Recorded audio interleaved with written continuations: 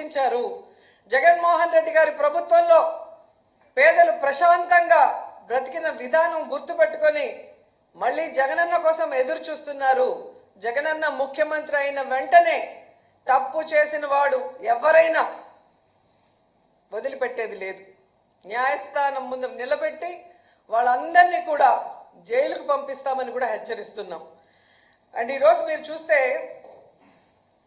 ఎంత విచిత్రంగా తయారైందంటే చంద్రబాబు నాయుడు నైజం. ఆయన తప్పు చేస్తాడు, సాక్ష్యాధారాలతో సంతకం పెట్టి దొరికిపోతాడు. డొల్ల కంపెనీల్లో కంపెనీ అనేదే ఉండదు, కొత్తగా ఒకటి సృష్టించి దాంట్లో డబ్బులు ట్రాన్స్ఫర్ చేసి దాన్ని ఎలా వాళ్ళ అకౌంట్లోకి తెచ్చారో అన్నీ కూడా క్లియర్ కట్గా దొరికిపోయాయి.